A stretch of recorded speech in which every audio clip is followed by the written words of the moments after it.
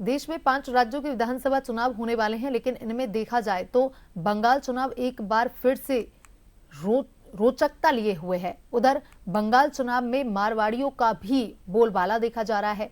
दिल्ली हरियाणा के बाद बंगाल चुनाव में भी राजस्थान की टीम बंगाल में मोर्चा संभाले हुए है। पेश है एक रिपोर्ट, बंगाल की सियासत में राजस्थान की एंट्री।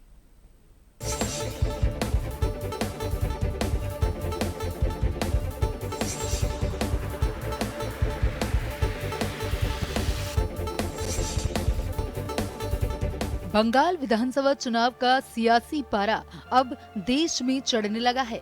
यूं तो देखा जाए तो चुनाव आयोग ने 5 राज्यों के विधानसभा चुनावों की तिथि घोषित की है, लेकिन इनमें से बंगाल चुनाव को देखा जाए तो मुकाबला रोचक भी है, बयानबाजी तेज भी। 15 साल पहले मां माटी मानुष के नारे के साथ सत्ता में आई ममता बनर्जी ने पिछले चुनाव में खेला होबे का नारा ही नहीं दिया, बल्कि भाजपा को करारी शिकस्त देते हुए ये कर भी दिखाया।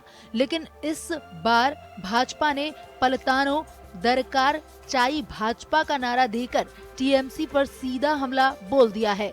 इस रणनीति में भाजपा ने अपने प्रवासियों के माध्यम से चुनावी फतह करने को हथियार बनाया है, जिसमें राजस्थान से भी बड़े नेता इन दिनों बंगाल में पार्टी के लिए वोट जोड़ने में लगे हुए हैं।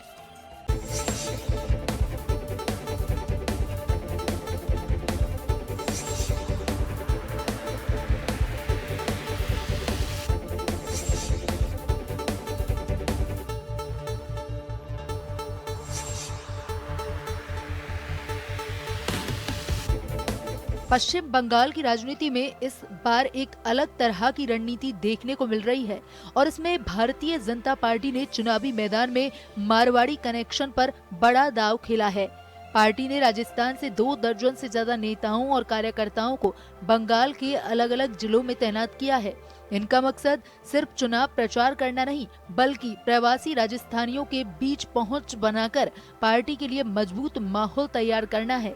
दरअसल पश्चिम बंगाल में करीब 10 से 12 लाख प्रवासी राजस्थानी रहते हैं। इनमें बड़ी संख्या मारवाड़ी व्यापारी समुदाय की है, जिनकी व्यापार और उद्योग में मजबूत पकड़ मानी जाती है। खास तौर पर कोलकाता और उसके आसपास के इलाकों में इनकी प्रभावशाली मौजूदगी है।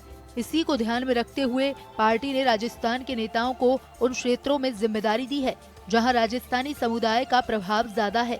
श्रवण सिंह बगड़ी का कहना है कि देश के हर राज्य में प्रवासी राजस्थानियों की मजबूत मौजूदगी है और चुनाव के दौरान उन्हें पार्टी की नीतियों से जोड़ना एक सतत प्रक्रिया का हिस्सा है।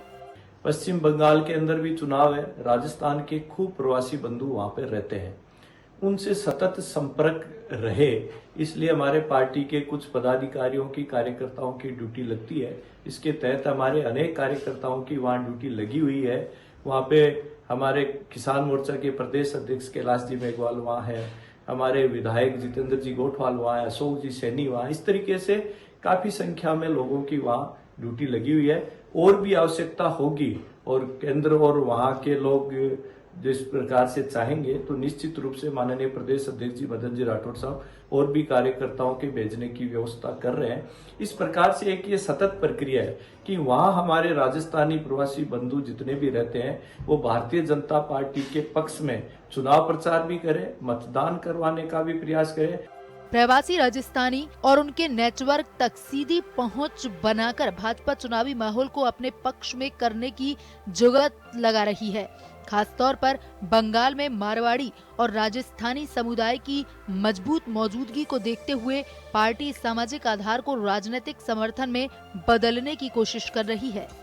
भाजपा का बंगाल मिशन, और इस मिशन को पूरा करने के लिए एक मारवाड़ी कनेक्शन भी दिया गया है। राजस्थान से लगभग 2 दर्जन से अधिक बड़े नेताओं को बंगाल चुनाव में लगाया गया है और इन चुनाव में प्रवासी राजस्थानियों पर फोकस करने के लिए इन तमाम नेताओं को, इस लीडरशिप को एक टास्क भी दिया गया है। बंगाल चुनाव को लेकर धरातल पर Bharatiya Janata party ground level पर काम कर रही है, लेकिन इसके साथ साथ प्रवासियों के साथ भी एक जोड़ बैठाने को लेकर पार्टी ने मुहिम छेड़ दी है। हरियाणा, दिल्ली फतह के बाद में बंगाल में भी अब मारवाड़ियों की ताकत किस तरह से दिखती है, ये बंगाल चुनाव के परिणाम ही बताएंगे। सहयोगी गिरिधर चौधरी के साथ अनिल सेन, जन टीवी जयपुर।